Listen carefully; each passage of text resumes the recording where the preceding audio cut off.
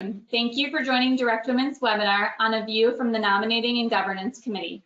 My name is Kelsey Velma, and I'll be your technical moderator behind the scenes. I'm the Director of Programs and Operations here at Direct Women, and I'm excited to be hosting this session. Before we get started, I'd like to run through a few housekeeping notes. You all should be able to see the screen right now and hear my voice. The phone lines, however, are muted, so although all of you can hear me, we cannot hear you.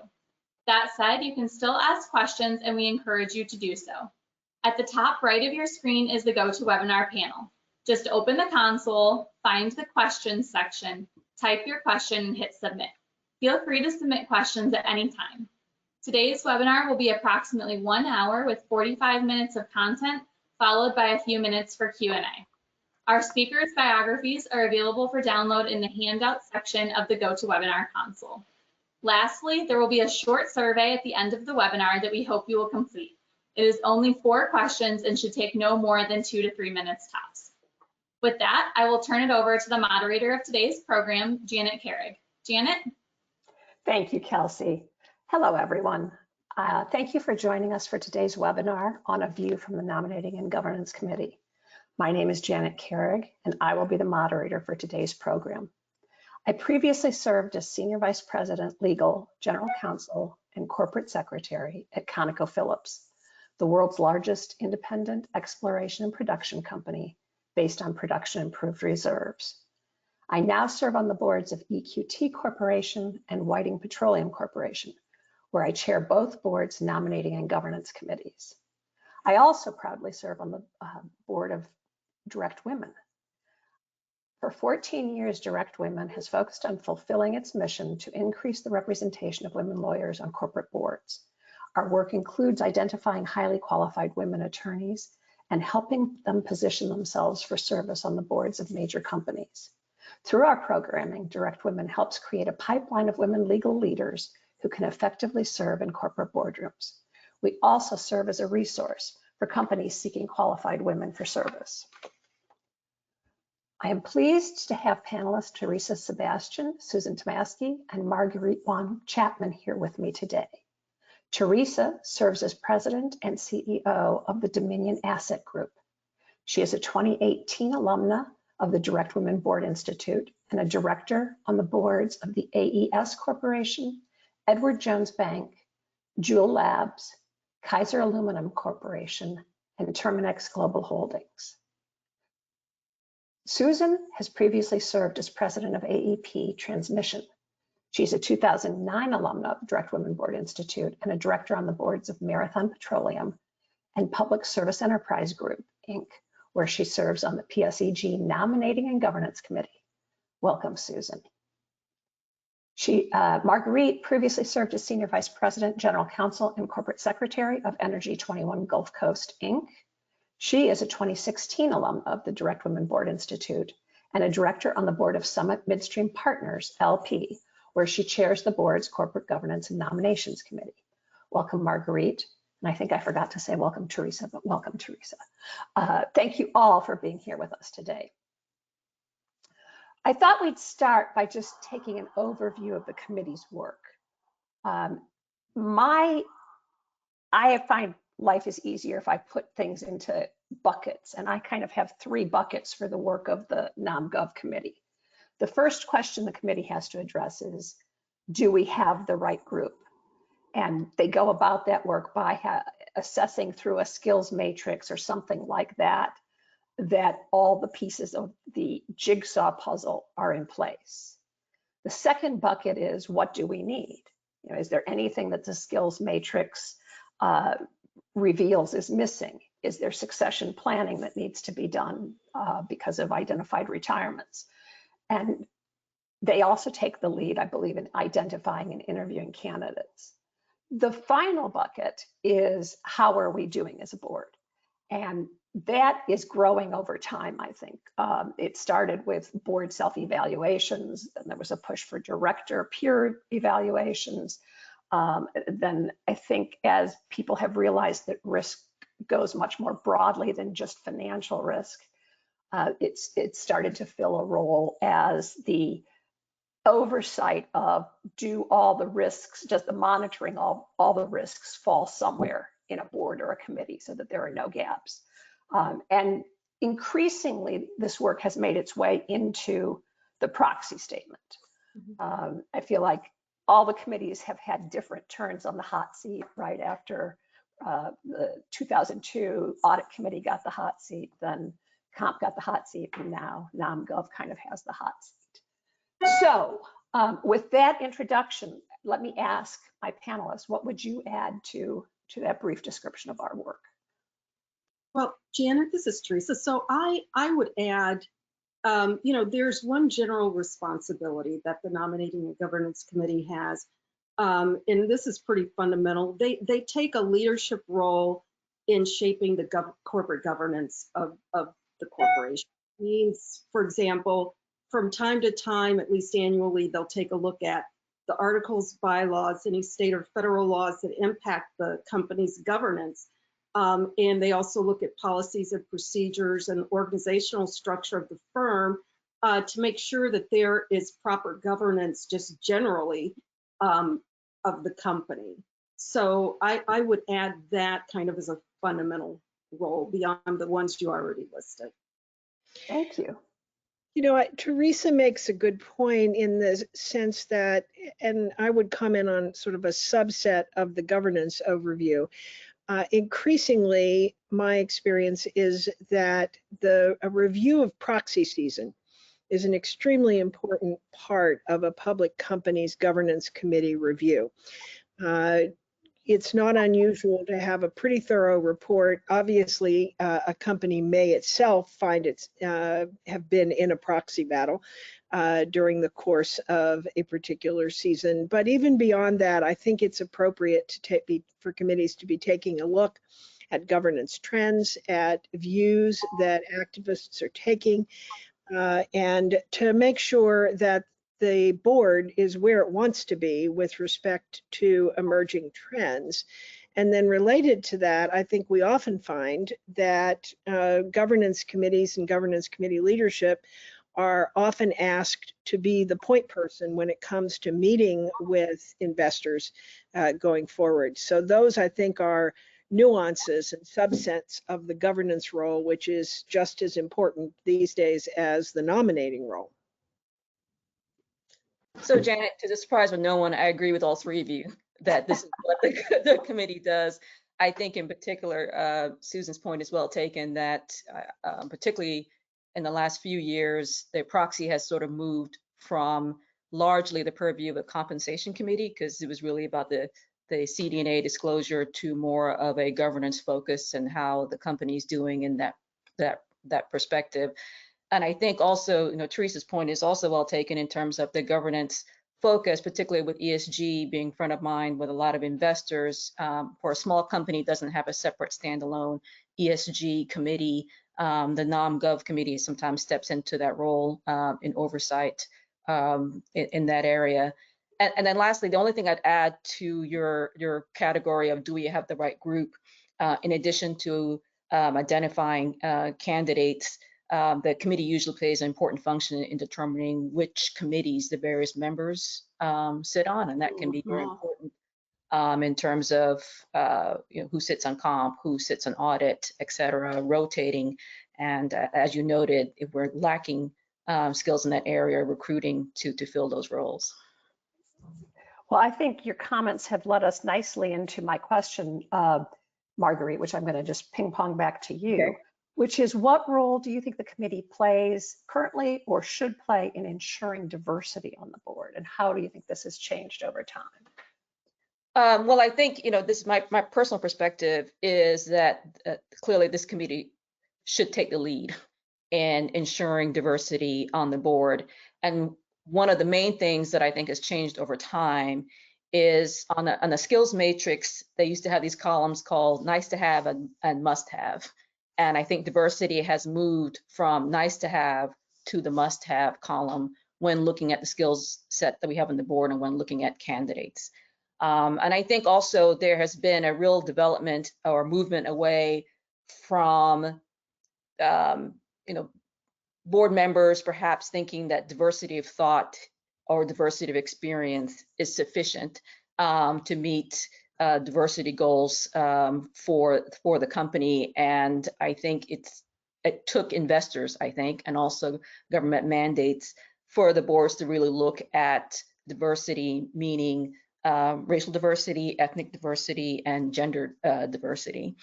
And I think, what has improved is the recruiting methods, to look at potential candidates before, and it still is probably, who but also I think that in order to really get to the variety of professional expertise and cultural backgrounds and diversity, that, the boards now know they need to look beyond just who is a sitting or former CEO, who's a sitting or former CFO, and look at the different levels of management to really pull qualified candidates into the pool. Thank you. Susan, did you have anything to add to that? I think Marguerite summarized it very well. Thinking back over sort of the last decade in terms of attention to this issue, I think it's fair to say that this is a very different ballgame with respect to that issue. I would point to Marguerite's comment about we can no longer be complacent, and we can no longer say that it's a diversity of viewpoint. There really is a recognition and a connection of the dots between company performance and actual diversity, gender diversity, racial and ethnic diversity. And what I guess the one thing that I would add is that it's really been a fantastic process in the boardrooms that I'm a part of. There is not grumbling. There is not there are not people wondering why we are doing this. In one of my boards, the board as a whole spent 4 hours on at a last board meeting of a day and a half on issues of diversity, both with respect to the company and with respect to the board. There really is passion around this right now, and it is converging with the interests of what we're hearing from investors as well. It is going to lead to more disclosure. It's going to lead to more scrutiny, but I think it's welcome. And I think it will cause us to engage in the search process much differently than we have in the past. Let me turn just to a slightly different question. Teresa, can you talk about how the Nom Gov Committee's role differs on a private company compared to a public company? Yes, certainly. So as you saw, I serve, on the boards of both public as well as private companies. And I will tell you, there's not much difference in the general framework and purpose between public and private. And actually, especially post Sarbanes-Oxley, many private companies started navigating more towards the public company type best practices. And even more recently with SPACs being the big thing, and many companies wanting to be IPO ready, they are certainly starting to look at what are the public company best practices and adopting those more and more. But to some of the fine differences right now, private companies don't have the same type of governance requirements and responsibilities or limitations that a public company would have by virtue of that public company being a listed entity and subject to the rules of the relevant exchange. So private companies and their boards are able to be a little more nimble with their governance and the responsibilities that they delegate to the Nominating and Governance Committee. So just to give you 3 quick examples, because I'm like that too, I like bucketing things. So you'll kind of hear me talk about first, second, and third. But the first example that I want to give is that, for example, board members don't need to be independent when they're on the Nom and Gov Committee, meaning they don't have to demonstrate that there's no material relationship between them and the company. And generally, if the company does have a nominating and governance committee, which actually a private company doesn't have to have one, it's typically composed of a balance of outsiders and insiders.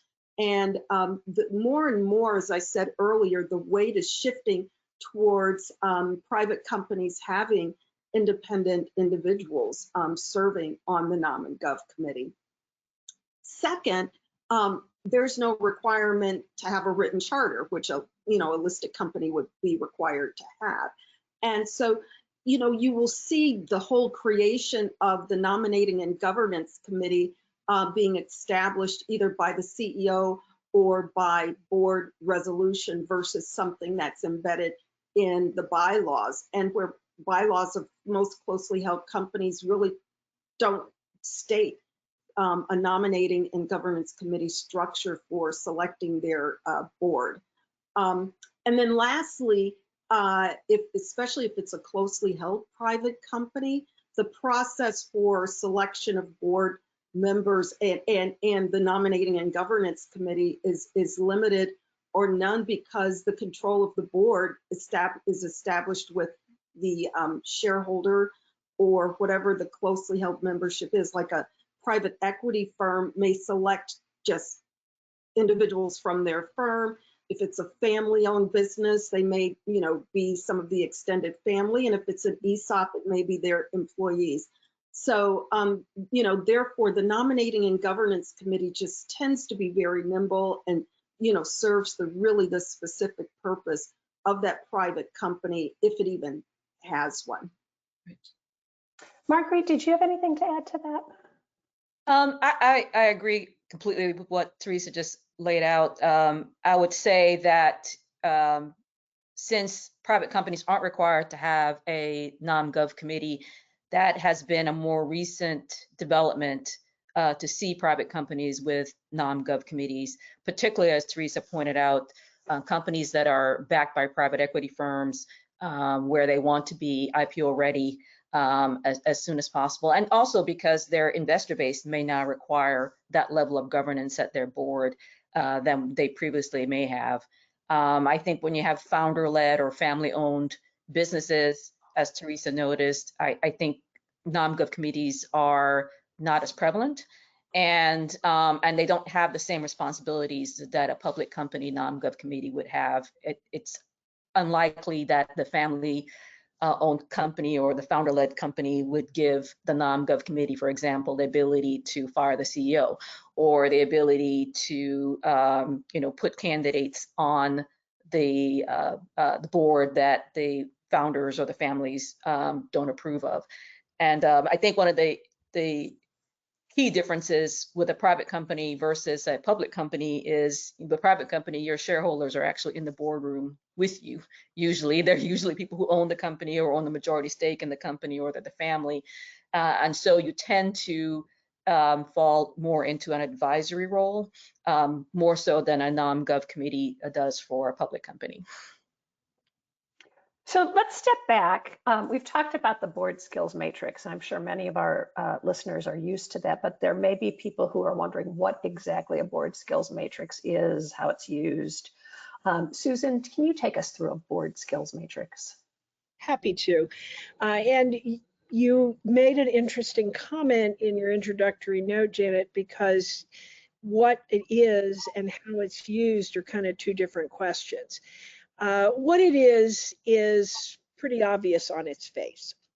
It's a high-level look, usually in a chart form, of the expertise and the experience of particular board members or prospective candidates based upon the things that the company over time has determined that it needs. They can range everything from leadership skills and background. It obviously includes financial expertise, industry expertise, and that list is pretty obvious, but it can change over time as the company changes. But it really includes things that as a governance matter, you want: risk management experience in addition to financial expertise. Regulatory expertise for certain companies can be very important. And the purposes that it serves are actually quite interesting. Obviously, it is a check and an ability to look at your board as a whole and to see what kind of skills are sitting around the table, so that as different kinds of issues emerge, different kinds of board responsibilities and challenges occur, you know that you've got a match and you've got the kind of talent that you need on the board in order to go forward. In addition, it's increasingly used to measure candidates. Typically, I have seen search firms ask for the board matrix or use the one that's published in the proxy so that they can, in addition to presenting individual qualifications of a board candidate, they can also show you where that person might sit on the skills matrix that the board itself has developed. And then the other really interesting thing that's emerged is an interest on the part of investors who are reviewing proxies to see the skills matrix in detail published in the proxy, so that they have the ability to evaluate independent directors the way that we see them.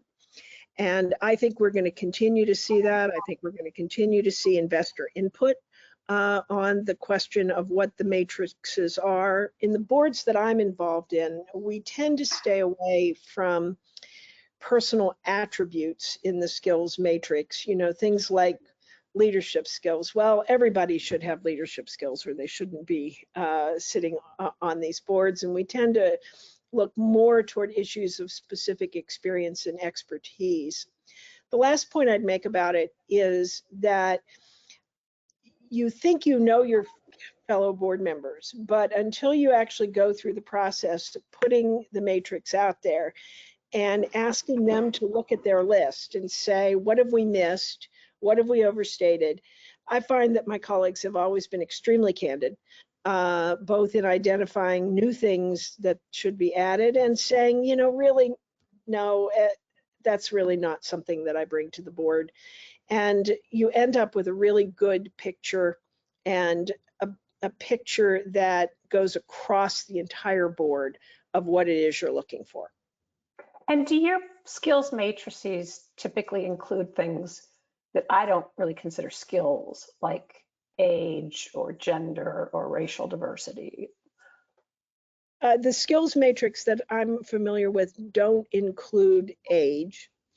And we don't really consider it part of the skills matrix, but in our evaluations, we always do identify diversity, and we're of course being asked by investors to be very explicit about that. So you do tend to see it. The boards certainly look at it because that's an important part of decisions going forward, is assuring that you are making improvements in those categories. And Teresa, how would you describe how a skills matrix differs at various points in a company's life cycle? How does it change from year to year? Yeah, certainly. So you have to start, excuse me, with the basic premise that the skills matrix is there, you know, as one of the tools to determine whether your board is operating efficiently and effectively as you think, and especially not just currently, but out in the horizon. Therefore, when, you know, during the company's life cycle, the skills matrix may need to differ, you know, meaning those attributes that you had at one point may change depending upon a number of factors. One factor being, you know, the corporate strategy, another being what, you know, the macro or micro dynamics of the company's industry may require you to bring on different thinking and different skill sets. You may also have a stakeholder, such as an activist, you know, that formally requests, or there may be public pressure for you to think about the skills you need in a different way. Also, there may be, you know, state, federal, or listing rules that may cause you to look at your board and change the skills matrix. And then lastly, and this is pretty huge, you mentioned whether age is reflected on the skills matrix. Well, at a couple of companies where I'm on the board, we do put age there because either we, in our corporate governance guidelines, we may have a policy that addresses age, so we need to plan ahead of time to maybe supplement that skill set. Or, you know, we may have a board member who is aging and they have expressly stated that they will be retiring. So sometimes the age does help us think about future and how we need to bring in varying skills. And last, I do want to address the issue of, you know, some of these soft skills versus the hard skills. You need to kind of have your ear to the ground in terms of, are there some soft skills? We all know that the leadership needs to be there, and you know, those things that are just are givens. But there may be a soft skill such as thinking about risk tolerance. Is our industry changing so much, and is our current board so risk adverse that it may not really be facilitating innovative thinking and competitive edge? So sometimes you do have to think about some of the soft skills and maybe reflecting those when you look at your skills matrix or planning for the selection of your future board members. Marguerite, to the extent that there are Nom Gov committees on private boards, do their skills matrices differ from those we've discussed on a public company? I think it depends on the size of the private company, its maturity. I think that for a large private company that's been established for a long time or is an international company, the skills matrix probably doesn't look that much different than a private company in terms of the skills they're looking for. It may not be as formal a matrix as you would see with a public company board, because the public company board is usually geared towards disclosure and the anticipation that the matrix will have to be disclosed somewhere, whether it's a proxy or somewhere else. And so I think there may be slightly less formality in the private company than in the public company. I would say also that, particularly again, if you're dealing with a family run company or with a founder-led company, characteristics like independence, which would be front and center for most public company boards, that may not, it may be a requirement, but maybe not as highly rated as it would be for a public company. And I think, you know, if you're looking at a private company that is, they tend to, I think, have a longer lead time, a longer term vision in terms of what skills they may need now and in the future. While I think public companies, you know, rightly or wrongly, they expect more of an immediate return from the company, and so, you know, you may have a matrix that may be slightly biased towards, you know, what do we need right now to improve performance or address circumstances that the company is facing. I think particularly if you're a lawyer and you're looking to serve on boards, you know, one of the key things to look at is where the company's at, what the company's emerging from, or what the company's addressing, because I think that in certain situations, a lawyer does bring a certain set of skills that could be very valuable to a company, depending on where they're at. And, you know, I think if you're a lawyer, you should look out for these types of companies where your skill set would be in demand. So let's turn to that. Let's turn to the selection process of new directors. Teresa, can you take us through what a typical selection process for a new director looks like? Well, the one thing I have found out is, you know, there's certainly the academic process that we've all probably read and subscribed to, but in practice, I have found, especially in the boards where I sit, the selection process isn't always the academic one.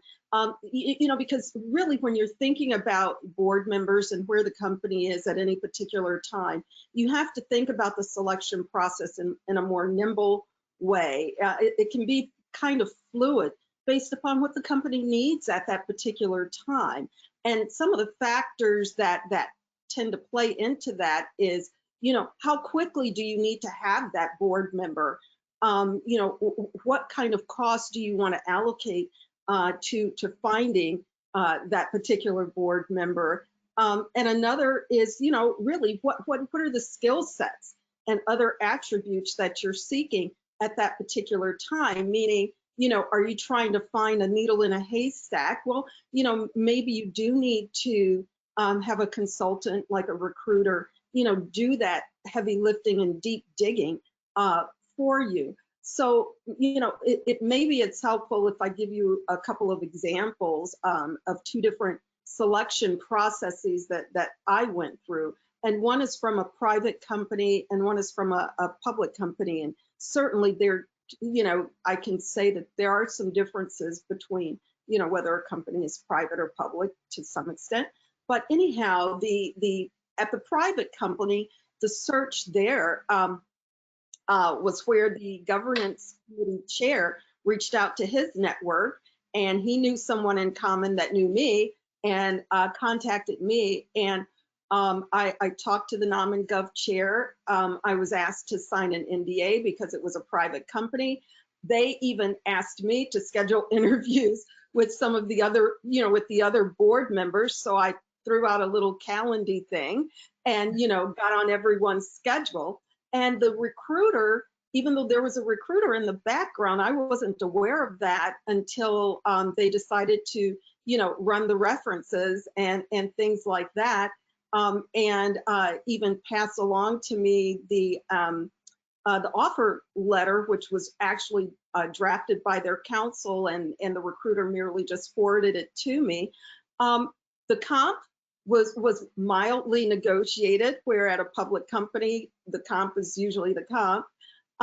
And surprisingly to me, it wasn't consistent across all board members, but again, I understood that this is a nimble process here. And at the end of the day, the whole process took about a month. So you can kind of see how that was a little less formal. Whereas at one of the public companies that I joined, the selection process started with my submitting, responding to a no-name announcement from a professional organization that I'm involved in, where they sent out this email blast.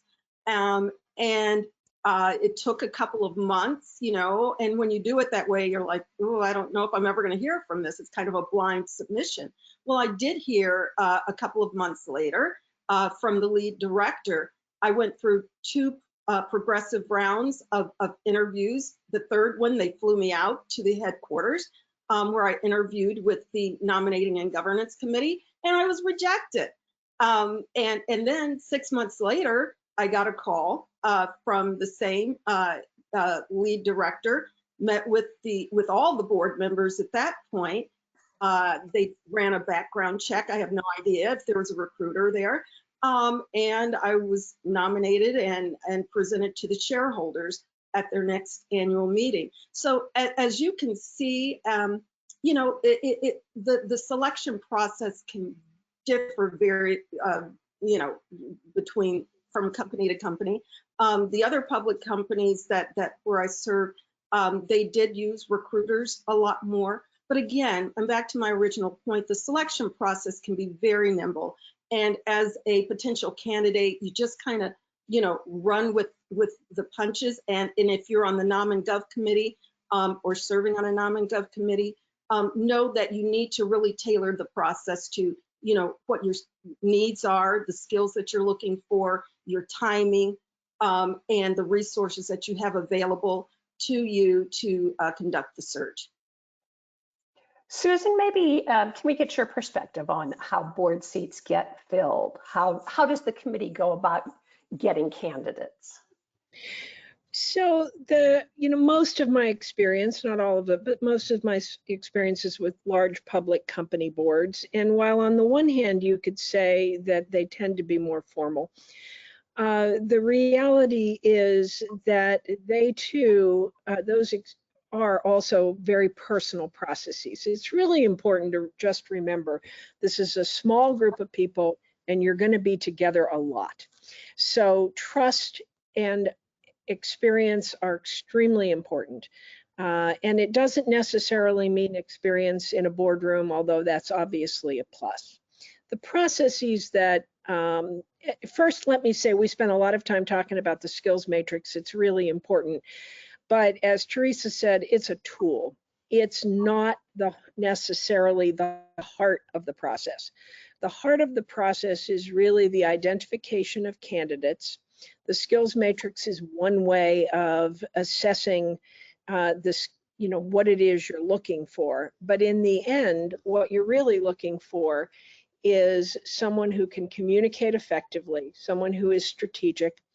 And so the processes that I've been a part of almost always involve a search firm.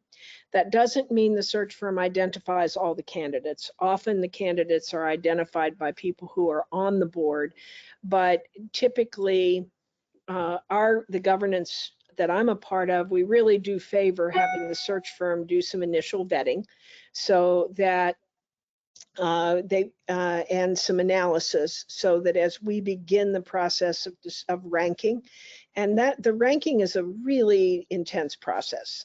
Usually, I think the emerging practice really is not just to fill a seat, but to have the evaluation of prospective candidates be an ongoing process so that you have a number of people identified over a period of time that you might reach out to that are matches for vacancies. And so it's truly a succession planning process, not just an individual selection process. That's, I think, very important. Every board I've ever been a part of, I have met with every board member beforehand. Usually my name has come up through people who know me, either the search firm themselves or through an individual on the board. And that has been true when I've been on the other side looking as well. Names come in a lot of different directions. You have a consistent vetting process for doing it. And then typically, although the governance committee will take the lead, it's always been important that every board member have an opportunity to meet with candidates, get to know them so that there is a high level of understanding of what the person brings and comfort before you come to a final conclusion as an offer. Great. Marguerite, can you give us your perspective on what a Nom Gov committee is looking for in potential board members? Well, I think you've heard us talk a lot about the skills matrix, and I agree. Maybe skills matrix is a little bit of a limiting term because the matrices that I worked with or have seen does tend to include soft skills and other characteristics that the board is interested in, not just a person's experience or previous professional life. But I would say that you would start with the matrix. And when I say start with the matrix, it's not just taking a matrix off the shelf that you've used for previous searches. You almost start building it from scratch again, because quite frankly, the company may be in a different place than it was a year or two before you, when you last placed somebody on the board. Or it depends on what you're looking for. Are you looking to add to the board, or are you looking to replace somebody who's retiring or has otherwise left? So we start with the skills matrix, building it, broadening it, testing it with the rest of the board. And then from there,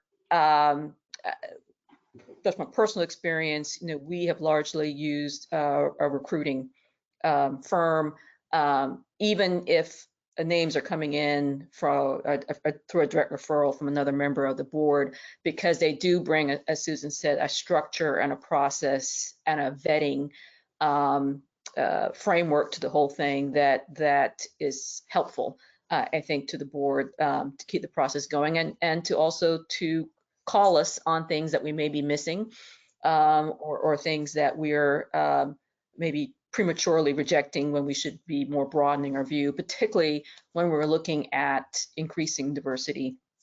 As I mentioned, we need to go beyond the typical pool that boards have recruited from in the past to find those candidates that really do have the skills and characteristics that we want. They just may not be obvious because they're not in the usual pool that's circling around. And I think recruiting firms have been very helpful in getting us that next layer of leadership to take a look at candidates.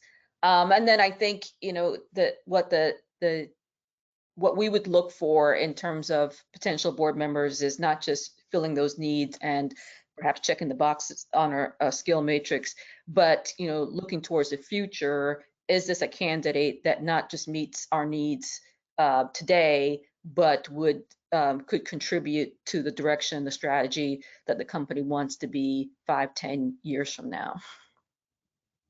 Do you think that in the process you've described, someone who is recommended by a board member and then goes into the pool with the recruiting firm has a leg up over someone that is sourced by the recruiting firm?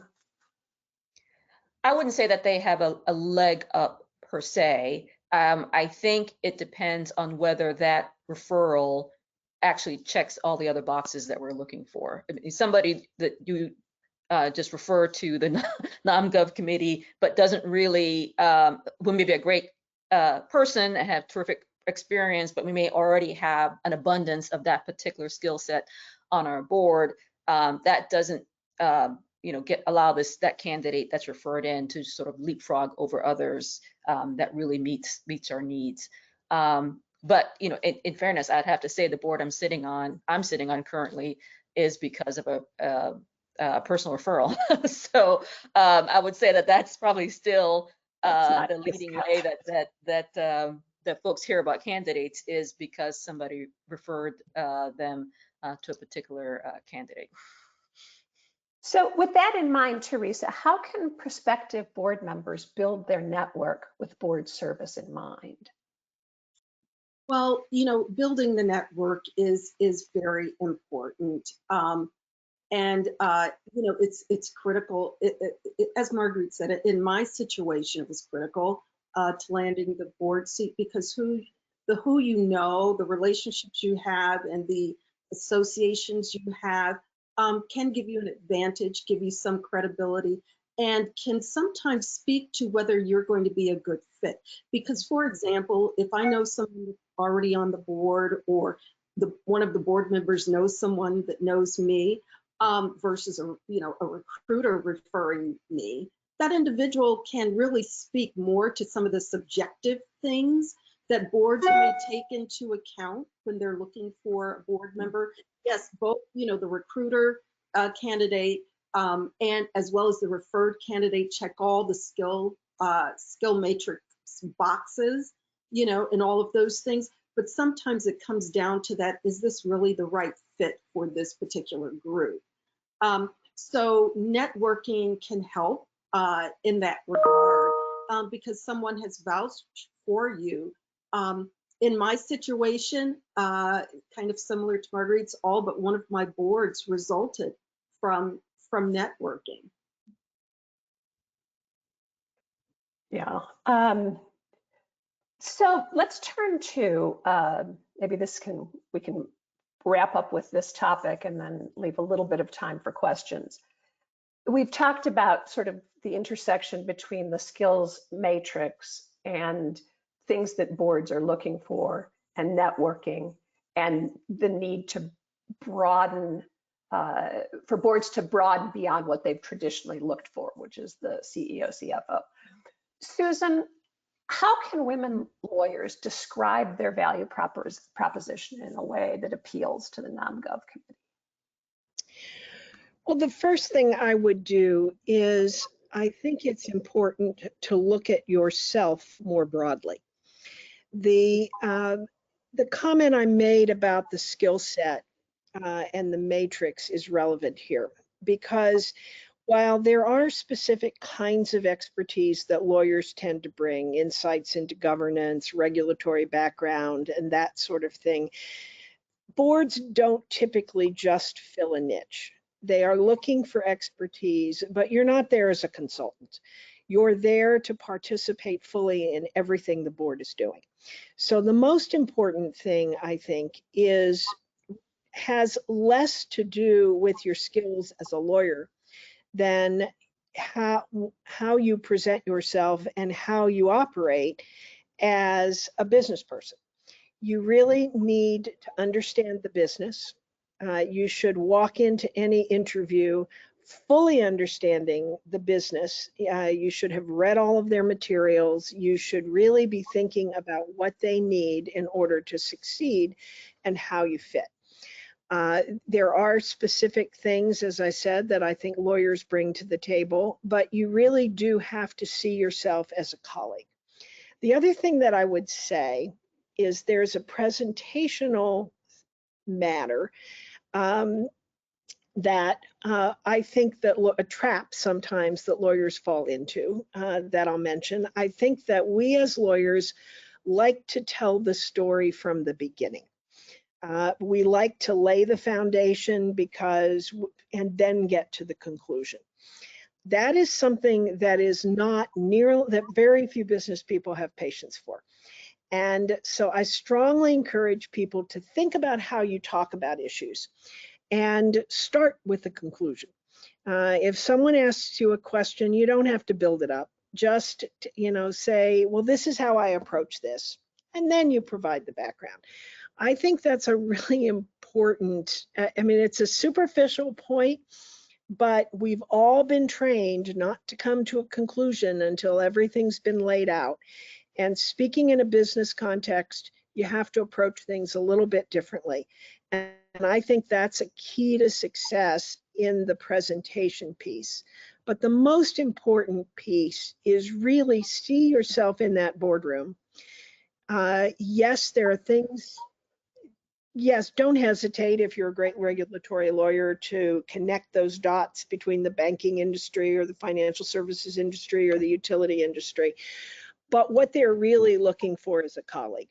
They are looking for someone who will understand their business, who isn't afraid to identify issues, who can do that in a respectful way. So tap your experiences. Look at the experiences you have and look at them from the perspective of how you're going to operate in the boardroom, and make sure that's what you communicate, because they can see what you know from your resume. What they really want to know is how you're going to act in the boardroom. And it's connecting the dots between that and the problems you're going to be solving as a board member.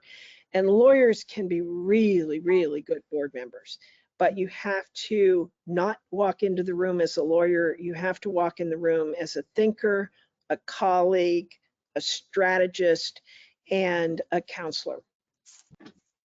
And I would emphasize a point that you just made, Susan, about the importance of preparation. It can be a full-time job just to prepare for an interview on a board.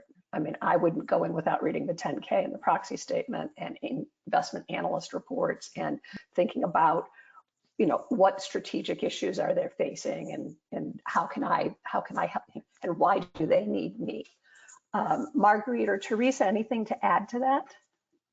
Yeah, Go ahead. I'm sorry. No, go ahead. Yeah, I would like to kind of second that thought, thinking at a current example. On one of the boards, Nominating and Governance Committee, where I serve, we are recruiting, and some of us put forth individuals from our network for this board seat that we are trying to fill. And, certainly we all brought forth individuals that checked the boxes on our skills matrix. But the discussion really turned into some of the things that were just mentioned. Is this person really strategic? Will they kind of fit in with the culture of this boardroom? Those were some of the fine differences that we talked about. And it was very good in the sense that we could advocate for our particular referral, because maybe we had served on, a nonprofit board with that individual or a for-profit board, and we had seen that individual in action. So some of these, really qualitative types of things matter when you're preparing before a board interview, understand how you function within a boardroom, because more likely than not, you've had boardroom experience. So you've had time to really think about what are my boardroom skills and how can I demonstrate those within the interview. And if they call my references, how will my references speak to that? And that goes to the point of really think about who your references will be very, quite a bit, and be, I shouldn't say strategic, but be thoughtful. That's the word, be thoughtful about who you put forth as your references. Margaret? Yeah, I agree again with everything everybody said, but I would also sort of recast some of it in terms of what we're looking for. If you are a lawyer, coming to interview for a board position, talking about your leadership accomplishments, not your legal accomplishments. And I think it's very difficult for lawyers to not talk about their accomplishments as lawyers, because you work very hard and you're very successful in your field. But I would have to quote a line that I heard when I was in the Direct Women Institute. No one cares if you're interviewing for a board how many journal articles you've written or contributed to, and so they more care about, are you sitting on the executive committee? Are you in the boardroom? Are you part of the strategy function of the company, the companies that you've been on? And so you do have to recast and rebrand yourself as a leader who also happens to be a lawyer, versus just being a lawyer who's interested in being on a board. So being, in other words, present yourself as a board member who Right. brings a legal perspective. Correct. Good. Well, listen, let me open it up. Kelsey, do we have any questions that the audience has submitted? We do. Thanks, Janet. So first I will start just with a quick reminder on how to ask questions. If you have any questions, just put them in the questions portion of the GoToWebinar console and hit submit, and they will come through. We do already have quite a few. So the first one here, so she said, the panelists mentioned that one of the tasks of the governance committee is to make sure that there are no gaps in risk monitoring. Could one or all of the panelists describe what sort of process or processes you've used for this? Oh, go ahead, Janet. No, please, Teresa, I'm the moderator. You go ahead. In my experience, that hasn't been a prevalent consideration, but I think it's a great thought. And so how do we merge that? So once the board goes through their enterprise risk assessment and they identify those top risks, whether it's 5, 10, 3, whatever it is, then you can certainly match that to, okay, so we've identified cyber as one of our top risks. Do we have someone in our boardroom that has that type of skill, or can at least identify issues in that area so that we can monitor it? We can have exercise our oversight obligations over that particular risk. So I can see how you could effectively incorporate the skills matrix into your enterprise risk assessment process. So I think I mentioned that what I was trying to get to is, in boards I'm on, you take the enterprise risk management structure, you take it from management. What have they identified as the big risks? You bat that around annually to make sure you agree with it. And then there's a map from that of sort of ascending or descending risk of importance and likelihood. And you map it to who owns it in management, who owns it as a board, who owns it as a board committee, and then look at the board and see who meets that. That's what I'm familiar with, Janet, and we have gone on one of my boards so far as to then scrutinize the calendar. to make sure that, I chair audit committees and make sure that the audit committee has on its schedule both regular looks and opportunities for things like that. That's typically, I think it's a really good model, actually. Thank you all. I think we have time for one more quick question. Is it standard for nominating and governance committees to oversee the quality, ethics, and compliance functions of companies? Marguerite, why don't we open that up to you? I would say it's divided between audit and Nom Gov.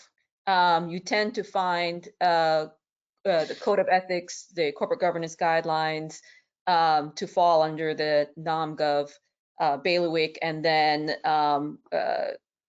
more financial and accounting would fall under the audit committee. But I would say between the two committees, those responsibilities are probably split. I mostly see it in audit, with the exception of affiliated transactions. For some reason, always end up in Nom Gov, but mostly I see it in audit. And yeah, correct. Yeah. I was going to say, upon the industry, sometime you may see it, a whole committee created for that purpose. Okay, well, great. good. I think that's the last question that we have time for, so I will turn it back over to you, Janet. Thank you, Kelsey. And I would like to thank our panelists for taking the time to speak with us. We appreciate the insights you shared, Teresa, Susan, and Marguerite. To our audience, thank you for listening. Stay tuned for details on Direct Women's other upcoming programs. And please take a few minutes to provide feedback in the very brief survey that will launch immediately at the end of the live program. This feedback helps us improve our offerings in the future. Farewell and take care, everyone. Thanks, everyone.